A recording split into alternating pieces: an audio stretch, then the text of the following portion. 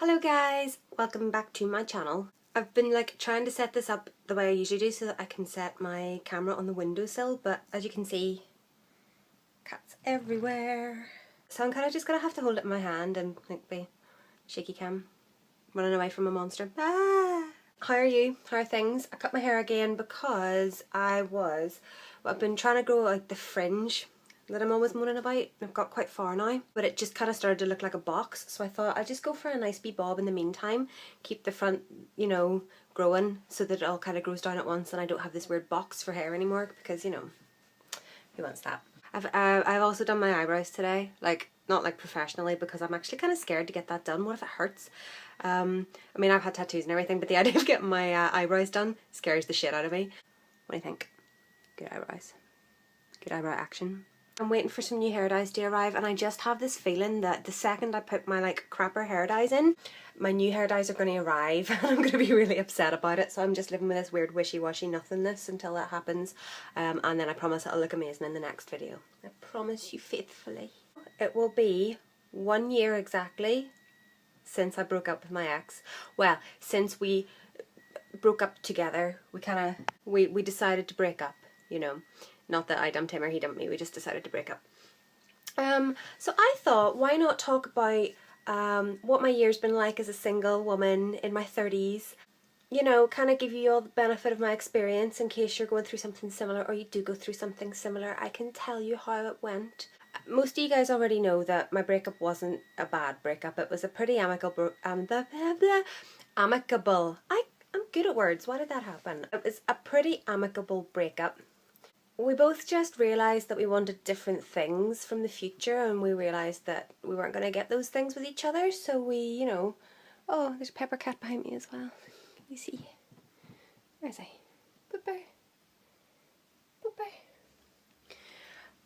So yeah, we both just kind of realised that we wanted different things from the future, and we decided that the best way to get what we both wanted was to not be with each other, because if we were with each other, somebody was going to end up disappointed, and let's face it, it was most likely going to be him, because anybody that knows me knows that trying to make me do something I don't want to do is not going to end well for you, because I'm a stubborn bitch. It's not that I can't compromise, but when it comes to pushing things out of my vagina, I think I get the final say. So, I mean, obviously I've had breakups before. I've had worse breakups. I've had breakups where I, got really sick and couldn't eat. I was really ill. I got really, really ill.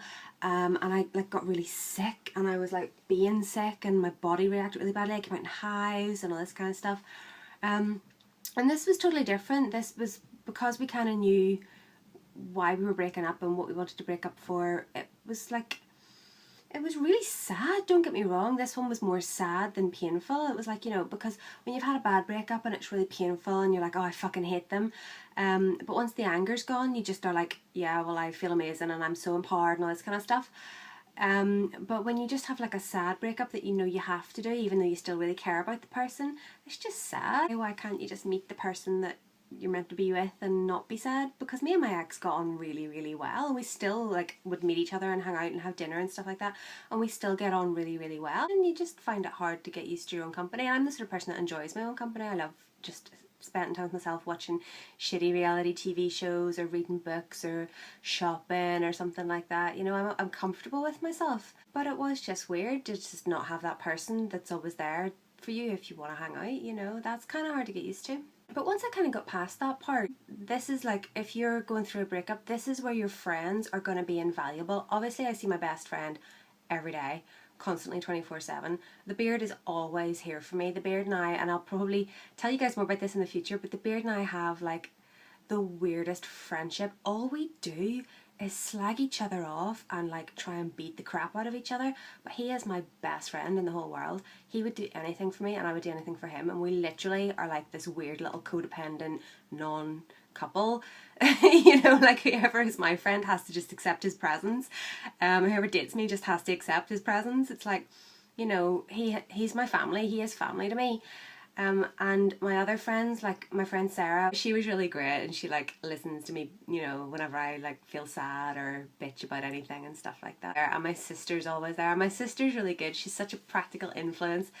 and she's like, you know, let's go out, let's go to, like, we like do this little thing where we go around all the little cheap shops, like Home Bargains and B&M and all this kind of stuff. And like with Luke and Chris as well, like obviously you guys, you may not know Luke that well if you haven't seen like all of my videos, but I'm sure you must know Chris. You must have seen one of the videos with me and Chris.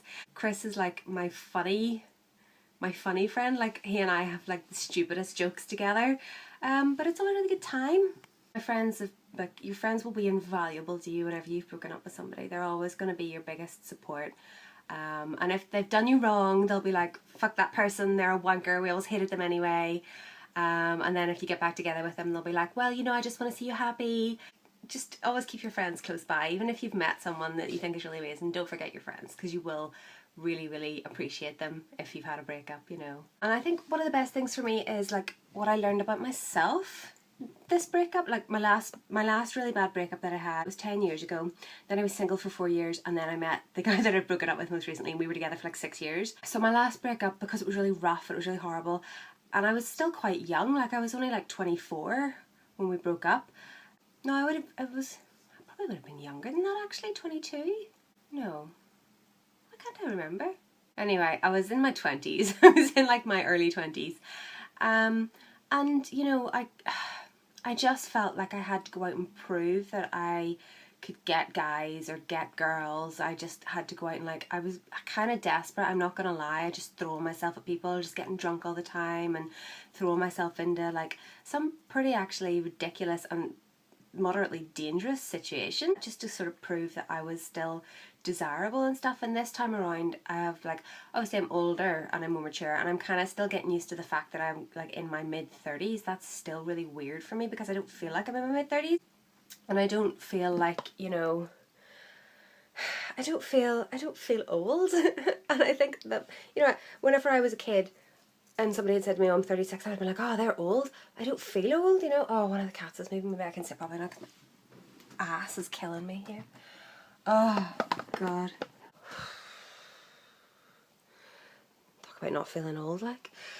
But, like, this time around, I feel like I've actually really learned more about myself and kind of what I want. And, you know, like, I'm not out all the time. In fact, I'm hardly ever out. Like, you know, not like... I don't feel like this time around that I have anything to prove. I'm just happy with the way that I am. I mean, obviously there's things about myself that I'd like to change, that'll always be true, but I'm happy with my life and just my own company this time. Do you know what I mean? I'm not like out there being like, oh, I have to get like a new partner or, you know, whatever. I'm gonna have to stop filming in here. This is like, you can tell how much it's pissing me off, how much I'm moving my phone. I don't feel that this time around that I have to like try and prove to anyone that I'm worth anything. Like I kind of did that last time. I think that's because in my last breakup my self-worth was gone. I didn't feel good. Whereas with this guy I was like, we broke up and it was like, well, we broke up and that's sad, but he respected me and I respected myself, and he made me feel good about myself even throughout the breakup, you know, which I suppose is the difference between going out with a dickhead and going out with a nice person, you know.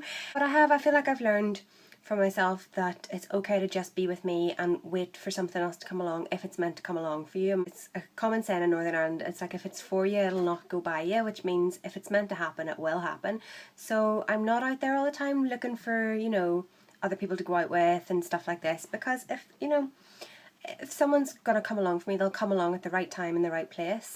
But at the same time, I'm still enjoying my life the way that it is. I'm enjoying my work, I'm enjoying my friends, I'm enjoying my personal time. You know, I'm a lot calmer this time around, and it's probably just a maturity thing, I don't know. Maybe it's just a me thing, but I do feel like I'm just a lot better this time around. Like I feel good in myself, you know. For the future, I mean, I would like to meet somebody for the future. And, you know, not necessarily even seriously, it'd be nice to go on a couple of dates and just, because I'm really of the mind that, you know how I feel about internet dating, you know, I had my like 2-day Tinder encounter that after 2 days I was like, oh my god, this feels gross, and I deleted it, and I still stand by that. If you've met somebody on Tinder and you're happy, then that is brilliant, I'm pleased for you and great, but I I'm just too scared of internet dating. I think I don't know if it's a generational thing or a Suzie thing. I just feel like for myself personally, what I would like is to meet somebody organically and get to know them. Can you hear that fucking scrambler outside? See the wee ball bag that drives around that thing all day? I swear to Christ. Or like internet dating, I just feel like there's too much pressure to be something, because you're meeting somebody on the internet and you can present yourself in any way that you want to, and when you meet them then you have to live up to that presentation, whereas if you meet somebody face to face, you just are who you are. Obviously you're going to present the best version of yourself, but they just see you for who you are, and I'm really all about that, because with being a big girl, I don't want people to... Somebody once said to me that, you know, I was a big girl but I don't have a fat girl's face, and I was like, well, if that's true, I don't want anybody to feel like I'm deceiving them, do you know what I mean? But I also don't want to have to say on the internet, by the way, I'm kind of fat, so I want you to be prepared for that. I want to meet somebody and I want them to like me for me, and if they like me for me, then they'll like me no matter what size I'm at, hopefully. You know, that's the goal, that's the dream. I'm not scared for the future. I do kind of worry about it sometimes. I worry that I'm going to like end up alone, but then I worry about everything for the future because, you know, the way this country's going, there's no security in anything anymore. I'm so sorry that my cats are always taking a shit in the background of my videos. Like, when you have this many cats in your life, generally somebody's always taking a shit. If it's not them, it's Dave. I want to just have a nice life. That's all I want. I want to just enjoy things, and if somebody comes along to enjoy these things with me, then they are more than welcome. Although it seems unlikely because I never really fancy anybody, sorry. If you're going through a breakup right now, whether it's like a really nice amicable breakup or, you know, a really rubbish breakup, just, you know, take care of yourself, learn to love yourself, date yourself for a little while, and just be really happy with who you are as a person. I'm sure you're a great person. Unless you're my old ex, in which case you're a dickhead. So really happy because I can see the postman coming right now. I hope he's bringing me my hair dyes. I would be so pleased. And also slightly annoyed because I've recorded this video today instead of tonight when I could have had really amazing hair, so fuck everything. Oh, he didn't come in here. Maybe he doesn't have my stuff. Balls. One of the cats is trying to love the phone. What you doing, Pooh? If you want relationship advice, you can message me. That's cool. I'm not saying I'll be able to help you, but agony aunt Suze, imagine, that'll be fun. Be strong, be yourself, love yourself, and I'll talk to you soon.